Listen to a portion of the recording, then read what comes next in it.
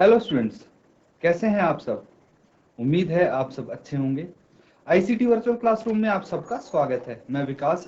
बच्चों, क्लास 6 का मैथ्स हम करेंगे। जैसा कि आप देख पा रहे हैं यहाँ पे चैप्टर है फ्रैक्शन यानी भिन्न। तो देखिए स्टूडेंट्स, एक बार हम रिवाइज कर लेते हैं कि अभी तक हमने क्या क्या चीज इसमें फ्रैक्शन में की है। तो एक तो बेसिक चीज की है फ्रैक्शन में। होता क्या है फ्रैक्शन? किसी भी चीज के पार्ट्स या फिर भाग जिसको हम बोलते हैं, उनको अगर दर्शाना है, रिप्रेजेंट करना है, तो हम फ्रैक्शन के रूप में रिप्रेजेंट कर सकते हैं। ठीक है। तो जैसे कोई भी एक पिज्जा है, इसके 4 पार्ट हैं, तो ये कौन सा भाग है इसका? 1/4। और ये कौन से भाग हैं? ये दोनों अगर मिला दिए जाएं तो 2/4। इस तरह से अगर भाग को, पार्ट्स को हम रिप्रेजेंट करते हैं तो ये हो जाता है फ्रैक्शन। और इसको बोलते हैं न्यूमरेटर, इसको बोलते हैं डिनोमिनेटर। न्यूमरेटर मतलब होता है अंश, और डिनोमिनेटर को हिंदी में बोलते हैं हर। ठीक है बच्चों, जो ऊपर आता है वो न्यूमरेटर, नीचे आता है वो डिनोमिनेटर। ये भी क्लियर है। अब देखिए स्टूडेंट्स, हमने डिफरेंट टाइप ऑफ फ्रैक्शन किए। कौन से किए, जल्दी से एक बार रिकैप कर लेते हैं। एक तो हमने किया था बच्चों proper fraction. Proper fraction Hindi में इसको क्या बोलते हैं? उचित भिन्न। नाम से ही पता लग रहा है। न्यूमरेटर होगा इसमें बड़ा, किससे? डिनोमिनेटर से। ठीक है, न्यूमरेटर होगा डिनोमिनेटर से बड़ा स्टूडेंट्स।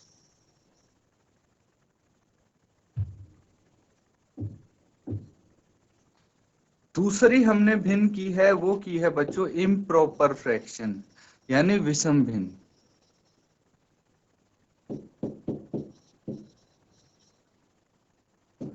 इसमें न्यूमरेटर होगा छोटा डिनोमिनेटर से। हाँ, एक्चुअली ये बच्चों उल्टा होगा।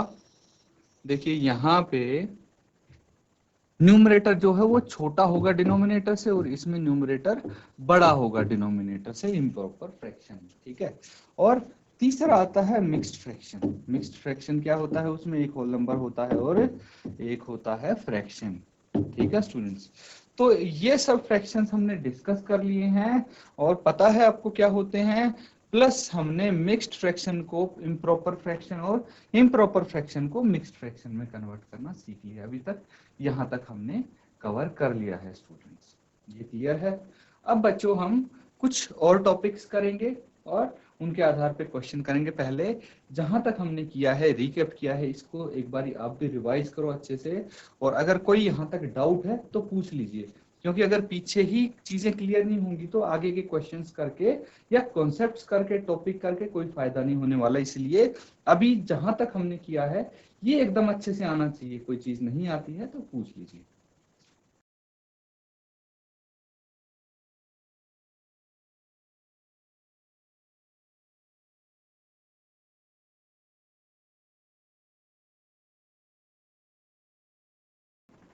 चलिए स्टूडेंट्स, यहां तक हो गया है आपका।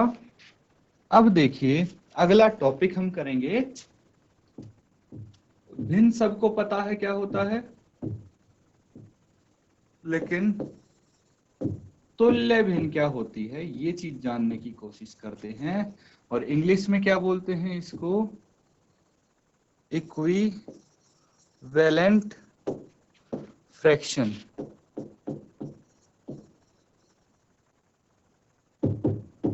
इक्विवेलेंट फ्रैक्शन बोलेंगे। अब बच्चों होता क्या है, देखिए अगर आपको मैं डायग्राम की मदद से समझाऊंगा तो अच्छे से आपको समझ में आएगा। 3 बॉक्स बना लेते हैं हम, बिल्कुल सेम साइज के।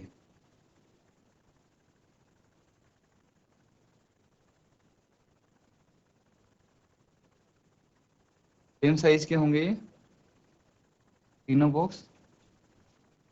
ठीक है, 3 बॉक्स है हमारे पास, बिल्कुल सेम साइज के हैं ये। अब स्टूडेंट्स हमें क्या करना है? हमें इनको रिप्रेजेंट करना है इक्विवेलेंट फ्रैक्शन से, तुल्य भिन्न से। तो यहां पे मैं क्या कर सकता हूं, इसको 2 भाग में डिवाइड कर दिया मैंने, 2 पार्ट्स में डिवाइड कर दिया। और 2 पार्ट्स में डिवाइड करके बच्चों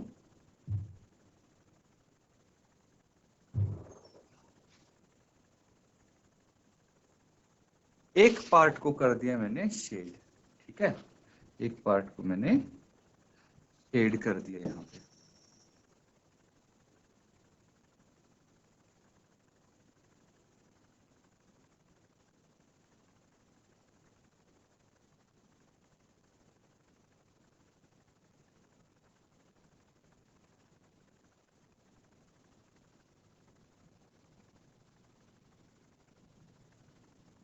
तो दो पार्ट में डिवाइड करके एक पार्ट को शेड कर दिया, इसको हम बोलेंगे स्टूडेंट्स कि टोटल भाग 2 हैं और शेडेड पार्ट 1 है, शेडेड पोर्शन 1 है।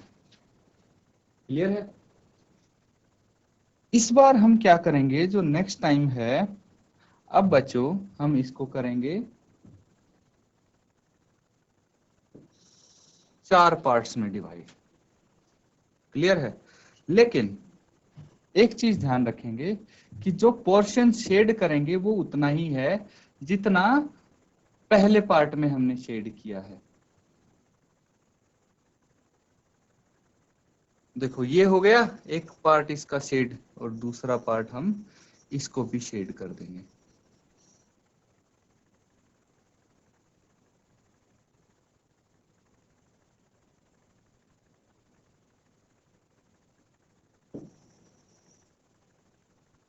तो यहां पे देखिए कि हमारे पास टोटल पार्ट्स कितने हैं, टोटल पार्ट्स हैं 4, टोटल भाग 4 हैं, और हमने शेड कितना किया है, 2 भाग शेड किए हैं 4 में से।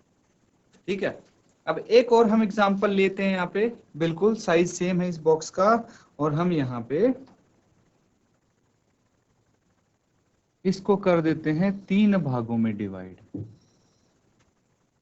क्या कर दिया, 3 बराबर भागों में इसको बांट दिया।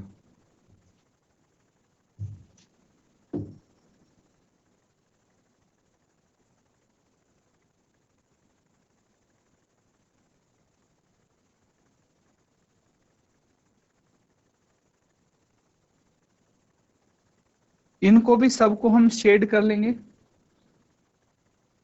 ये चाहे तो आप साथ साथ बना सकते हो बच्चों।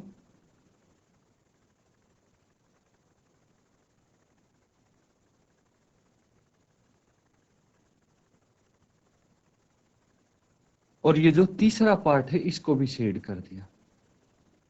अब लिखिए आप कि टोटल पार्ट्स यहाँ पे कितने हैं।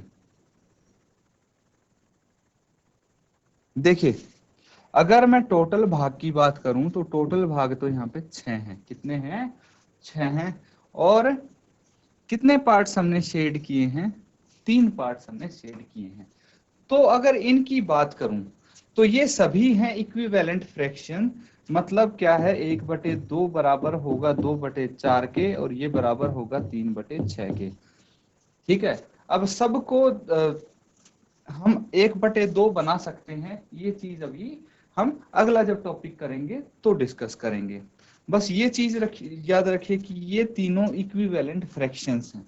ठीक है, इक्विवेलेंट फ्रैक्शंस कैसे हुई बच्चों, देखिए हमने एक पोर्शन लिया, ठीक है, एक रेक्टेंगल लिया मान लो, ठीक है, आयत लिया, उसके हमने 2 भाग कर दिए। वही आयत है, उसके हमने 4 भाग कर दिए, और उसी आयत के हमने 6 भाग कर दिए। साइज तो सेम है, ठीक है, साइज सेम है। तो उससे क्या हुआ कि देखिए इसको अगर हम, ये पहला आयत है, इसको मैं दूसरे आयत के ऊपर रखूंगा तो इसका देखिए पहला दूसरा, और दोनों आयत को मैं तीसरे आयत पे भी रखूंगा तो तीनों का जो हमारा शेडेड पोर्शन है, छायांकित भाग है, वो बराबर मिलेगा, सेम मिलेगा, है ना। मतलब जो हमें निकालना है वो चीज तो सेम ही है, बस पार्ट्स ज्यादा हुए हैं। इसीलिए ऐसी भिन्न को हम बोलते हैं इक्विवेलेंट फ्रैक्शन। बच्चों ये बिल्कुल बेसिक चीज आपको समझाने के लिए कि एक्चुअल में इक्विवेलेंट फ्रैक्शन होती क्या है। अगर निकालनी होगी आपको तो ऐसे निकाल सकते हैं। देखिए अब मैं एग्जांपल से आपको बताऊंगा कि अगर हमें इक्विवेलेंट फ्रैक्शन कोई निकालनी पड़ गई तो कैसे निकालेंगे। आपके पास है 1/3, इसकी इक्विवेलेंट फ्रैक्शन निकालनी है, ठीक है, तुल्य भिन्न निकालनी है। तो आप क्या करेंगे हमेशा, देखिए एक तो 1/3 हो गई, इसको न्यूमरेटर को और डिनोमिनेटर को जब भी हम डिवाइड करेंगे या मल्टीप्लाई करेंगे तो सेम नंबर से करेंगे, ठीक है। 2 से ऊपर मल्टीप्लाई कर दिया, 2 से नीचे कर दिया। ऐसा क्यों करते हैं स्टूडेंट्स? ऐसा बच्चों इसलिए करते हैं, जैसे ये 1/3 है, इसको हमने 2/2 से किया, तो 1/3 में कोई बदलाव नहीं हुआ, चेंज नहीं हुआ। क्यों नहीं हुआ, ये भी हम डिस्कस करेंगे जब अगला टॉपिक करेंगे।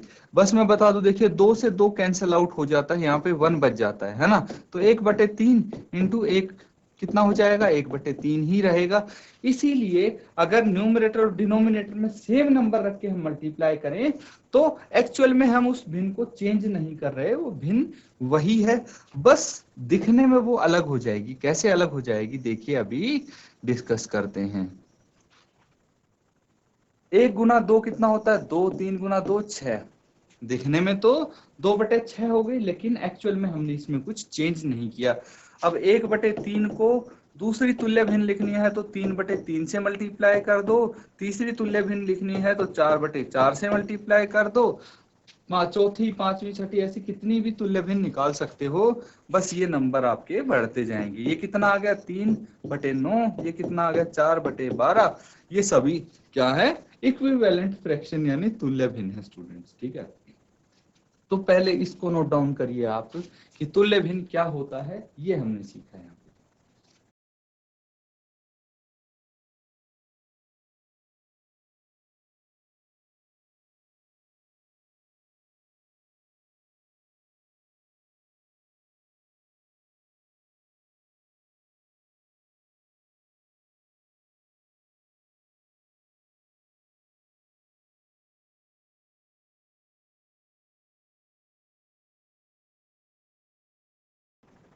ठीक है स्टूडेंट्स, ये समझ में आ गया। अब देखिए, अब एक टॉपिक है जो हम यहाँ पे करेंगे, उसका नाम है बच्चों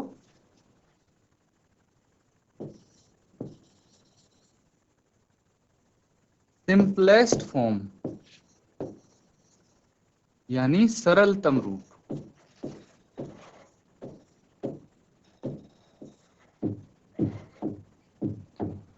ये चीज बस समझनी है आपको, एक्चुअल में होता क्या है सरलतम रूप, तो आप कोई भी क्वेश्चन कर लेंगे।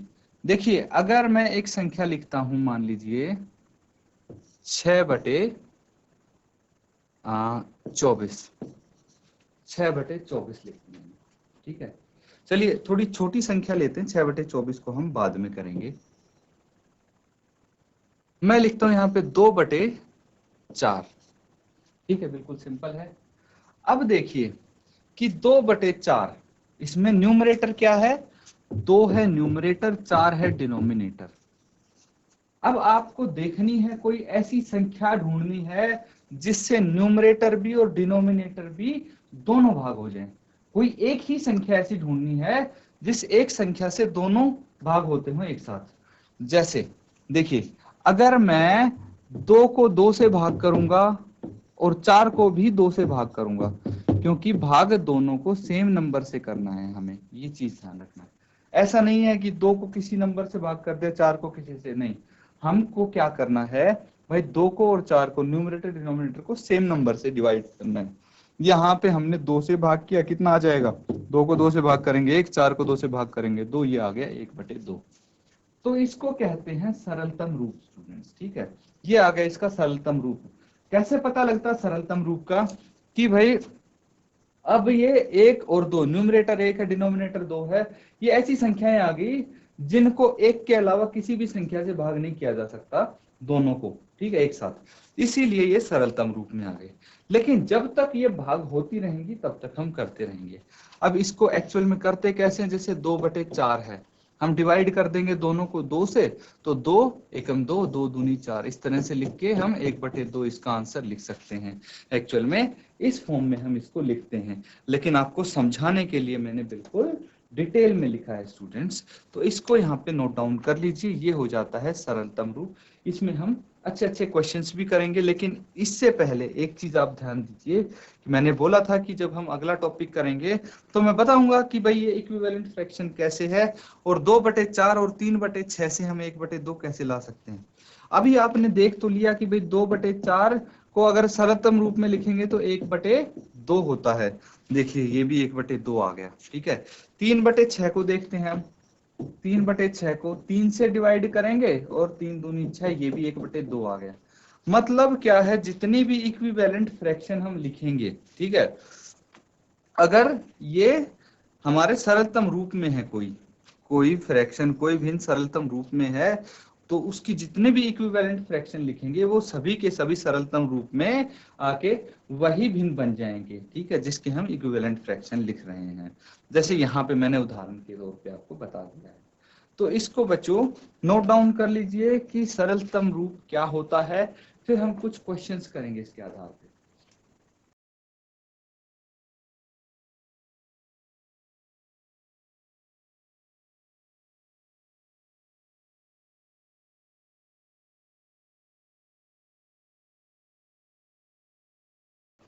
चलिए स्टूडेंट्स, आपके लिए एक क्वेश्चन है, इसको कीजिए।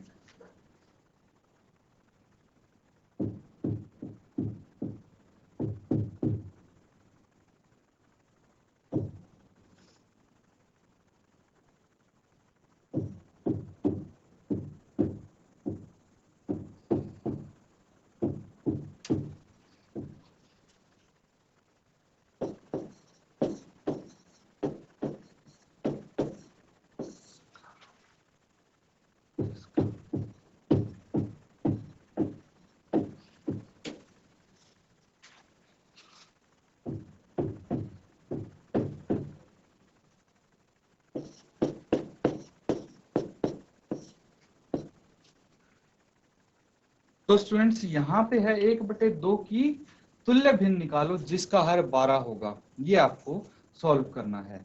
तो ट्राई कीजिए और बताइए कि क्या इसका आंसर होगा।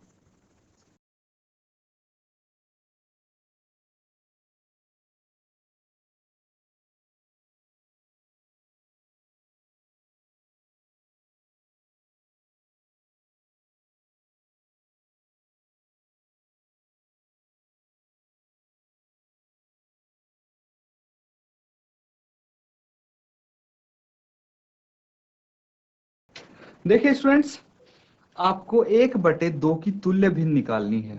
तो 1/2 की तुल्य भिन्न तो बहुत सारी हो सकती है, हमने डिस्कस भी किया था कि इसकी जो भी तुल्य भिन्न निकालनी है आपको मल्टीप्लाई करते रहिए। 2/2 से कर दीजिए, फिर 1/2 को 3/3 से कर दीजिए, 4/4, 5/5, 6/6, ऐसे ही करते जाइए, बहुत सारी तुल्य भिन्न निकल जाएंगी। लेकिन यहाँ पे कोई पर्टिकुलर तुल्य भिन्न निकालनी है आपको, ऐसी तुल्य भिन्न निकालनी है कि जिसका हर आ जाए 12, जिसका हर आ जाए 12। दैट मीन्स भाई ऊपर न्यूमरेटर और डिनोमिनेटर में हमें मल्टीप्लाई तो करना पड़ेगा इसको, और वो भी सेम नंबर से करना पड़ेगा, तभी तुल्य भिन्न निकलेगी। लेकिन हमें ये पता है कि भाई 2 को किसी ऐसे नंबर से मल्टीप्लाई करो कि गुना करने के बाद आंसर 12 आ जाए। ऐसा कौन सा नंबर होगा जिससे 2 को मल्टीप्लाई करके आंसर 12 आ जाए? कोई बता सकता है? देखिए 2 को अगर हम 6 से गुना करेंगे, 2 का पहाड़ा तो सबको आता होगा बच्चों, तो 2 एकम 2, 2 दून 4, 2 छिके कितना होता है 12, 2 into 6 is 12। तो ये तो पता होगा आपको कि 2 को 6 से मल्टीप्लाई करेंगे तो आंसर 12 आएगा। अब मैंने ये चीज आपको बताई थी स्टार्टिंग में ही कि अगर किसी भिन्न को के डिनोमिनेटर को 6 से मल्टीप्लाई कर रहे हैं तो न्यूमरेटर को भी किससे करना पड़ेगा? 6 से मल्टीप्लाई करना पड़ेगा, ठीक है। ऐसा नहीं कि डिनोमिनेटर को 6 से कर दे, न्यूमरेटर को 5 से कर दे, वो गलत हो जाएगा। इसीलिए सेम नंबर से न्यूमरेटर डिनोमिनेटर को मल्टीप्लाई करेंगे बच्चों। तो ये हो गया आपका क्वेश्चन। कितना सिंपल था, है ना? बस आपको बेसिक चीजें समझाने के लिए क्वेश्चन करवाया गया था। तो बच्चों जो हमने आज किया है कॉन्सेप्ट, 2 कॉन्सेप्ट किए हैं। एक तो किया है इक्विवेलेंट फ्रैक्शन, एक किया है सिंपलेस्ट फॉर्म यानी सरलतम रूप। इन दोनों कॉन्सेप्ट्स को रिवाइज करोगे, अच्छे से क्वेश्चंस करोगे इनके बेस पे। इसी के साथ आज का सेशन हम यहाँ पे एंड करते हैं। Thank you and have a nice